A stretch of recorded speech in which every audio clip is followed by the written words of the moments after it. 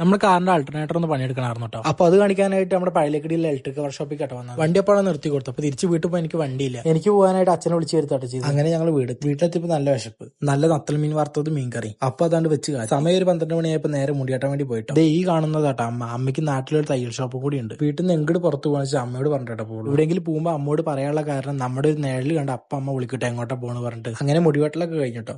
എന്നിട്ട് നേരെ നമ്മൾ വീട്ടിൽ തന്നെ പോകുന്നു. വരുമ്പോൾ കോഴിമുട്ടയും പിന്നെ നമുക്ക് വൈകുന്നേരം ചായ വെക്കാനുള്ള പാലും കൂടി വാങ്ങാണ്ടാകും. ഉച്ചയ്ക്ക് പിന്നെ 1 മണിയായിട്ട് അമ്മ വീട്ടിലേക്ക് ചോറിന് വേണ്ടി നടന്നുകൊണ്ടിരിക്കുക. നമ്മുടെ മെയിൻ പരിപാടി പറഞ്ഞാൽ എവിടെ ചെടി കണ്ടാലും അത് പറയട്ടെ. വീട്ടിന് 4 പുറം നോക്കിയാൽ ഫുള്ള് ചെടിയായിട്ട് നമ്മുടെ വീടുണ്ടാവും.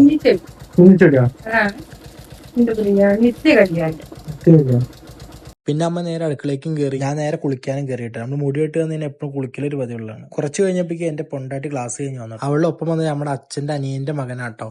ഇവർ രണ്ടാളും ബികോം തൊട്ടിട്ട് ഒരുമിച്ച് പഠിക്കാൻ തുടങ്ങി. ഫുഡ് കഴിക്കാൻ തുടങ്ങി. അമ്മയും മരുമോൾക്ക് ഇപ്പോഴുള്ള പരിപാടിയായിട്ട് ഈ ഒരു വർത്തമാനം പറയല്. വൈകുന്നേരം 4 മണിയായപ്പോൾ സ്കൂട്ടി ഓടിക്കാൻ വേണ്ടിയിട്ട് അമ്മയും മോളും കൂടി ഇറങ്ങിയിട്ട് എനിക്ക് പിന്നെ ഓഫീസിലേക്ക് പോകേണ്ട ഒരു ആവശ്യം ഉണ്ടാകുന്നുണ്ട്. നമ്മളൊരു പുതിയ വണ്ടി പർച്ചേസ് ചെയ്യാൻ വേണ്ടി പോകണം. അപ്പൊ അതിന് ടെസ്റ്റ് ഡ്രൈവിനായിട്ട് വണ്ടി വരാൻ പറഞ്ഞിട്ട് അവിടെ എത്തി. കുറച്ച് കഴിയുമ്പോൾ ടെസ്റ്റ് ഡ്രൈവിനുള്ള വണ്ടി വന്നു. അവര് വരുന്ന ടൈമിൽ തന്നെ പ്രശാന്തേട്ടൻ എത്തിയായിരുന്നു. നമ്മുടെ മഹീന്ദ്രയുടെ വീറോ എന്നുള്ള മോഡലായിട്ട് നമ്മൾ നോക്കിയായിരുന്നത്.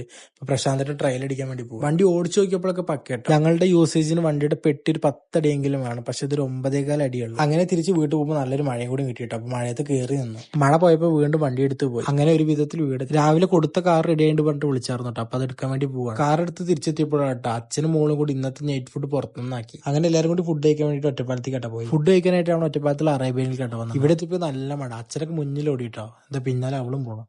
അച്ഛനും അമ്മയും ബിരിയാണി മാത്രമായിട്ട് കഴിക്കില്ല. അൽഫാം മന്തി അങ്ങനെയുള്ള കാര്യങ്ങളൊന്നും കഴിക്കില്ല. മരുമക്കളെ അവരെ കൊണ്ട് തീറ്റിപ്പിക്കുക കേട്ടോ. കഴിക്കുക പറഞ്ഞിട്ട്. ഇത് കണ്ട് ഇത് ഇവിടെ മെയിൻ പരിപാടി കേട്ടോ. അവളുടെ പ്ലേറ്റ് കഴിയുന്നതിന് മുന്നേ എന്റെ പ്ലേറ്റ് എടുത്ത് കഴിക്കും. അങ്ങനെ ഫുഡൊക്കെ കഴിക്കലുണ്ട്. അവിടെ നിന്ന് തിരിച്ചു വരുമ്പോൾ അച്ഛൻ കേട്ടോ വണ്ടി എടുത്ത്